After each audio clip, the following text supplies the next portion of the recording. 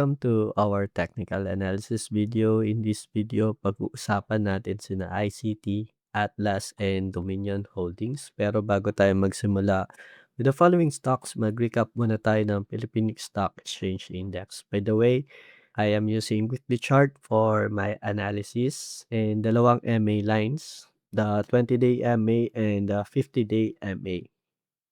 Kung bago ka pa lang sa channel, the MA lines helps me identify the direction of the stocks. Pag nasa taas ng MA line sa mga candle, it means the stock is bullish, and vice versa naman pag nandito siya sa baba no MA lines. It simply means na bearish yung stock. For my trading strategy, I only focus on stocks that are bullish since sa Philippine market, we only earn when the market is uptrend. So let's take a look muna dito sa chart ng Philippine Index. The market for this week closed with the green candle around 6,290.35. Candles are above the moving averages, somehow uptrend based on my criteria. If you take a closer look sa chart, it shows na sideways yung movement ni Philippine Stock Exchange Index or ng market natin. Then nagko-consolidate lang siya on this area.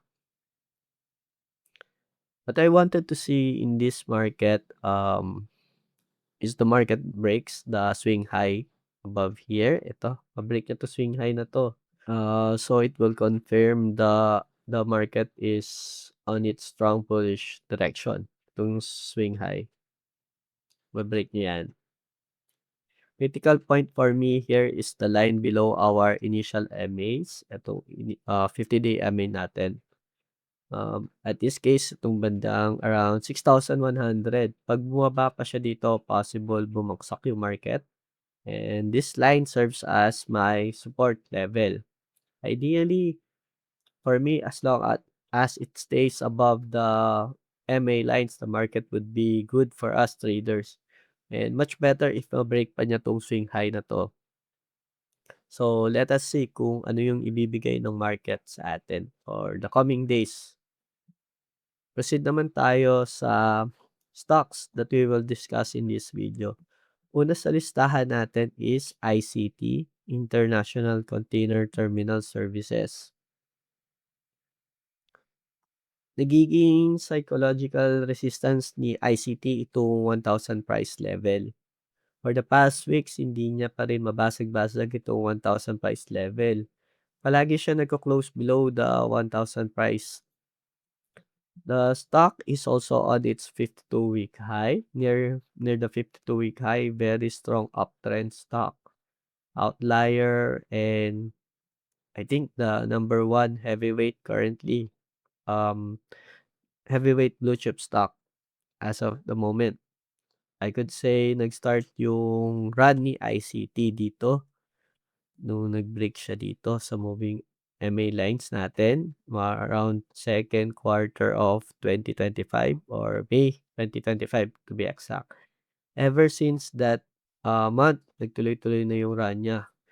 Then kung susukatin natin yung kung gaano na ba siya kataas from the start na nag-breakout siya ng moving average line natin hanggang dito sa closing line natin, makikita natin na around 161% na. Almost double your money na din since May of 2025 last year. Double your money na siya. And throughout the run, makikita natin may ilan-ilan na pullbacks din na nangyari, which is a good opportunity for those na gustong mag-enter or humabol or mag-add ng positions for ICT. If you ask me, if goods pa rin ba pumasok kay ICT at this level, especially if you don't have position. So, para sa akin medyo high risk na pumasok kay ICT sa ganito kataas. As the market runs into cycle, possible na malapit na siya sa point that holders would liquidate their positions. And if that happens, possible magkaroon ng madaming bentahan or massive sell-off. And baka ikaw pa yung makabili sa peak, and either mangyayari sa is magkaroon ka ng malaking paper loss kung hindi ka magbenta or yung hold mo pa siya, or malaking cut loss pagdating nung time na nagkaroon ng sell-off. So, medyo high risk na siya at this level. Pero if you still like to take the risk and believe that the stock is good for long term, just set your expectations when you enter the stock. Have a trade plan in mind and better if you set your stop loss. So just to protect your capital pag nagkaroon ng bentahan or hindi siya umayod sa trade idea na trade plan na nasa isip mo. Sunod naman tayo, 80 or Atlas Consolidated Mining.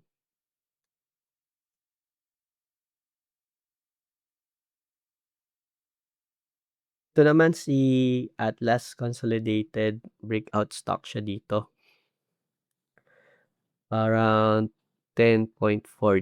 Ito, high nito, 10.40.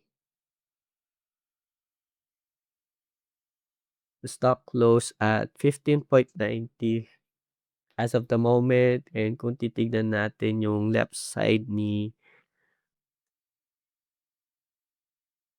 Atlas Consolidated, sakto siya dito sa resistance area or resistance range na hanggang up to this point, high neto 7.24,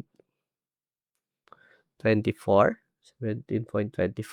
and itong range na 'to,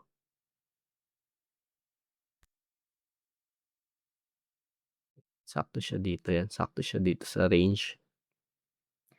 If the stock is intact, puwede natin siyang expect na magkaroon ng consolidation on this area while it attempts to break out this resistance level or resistance range. Then puwede rin tayo mag-base sa historical movement ni Atlas na puwede rin magkaroon ng profit taking na after this massive move or mataas na movement. Puwede na magkaroon ng sell selling pressure after this.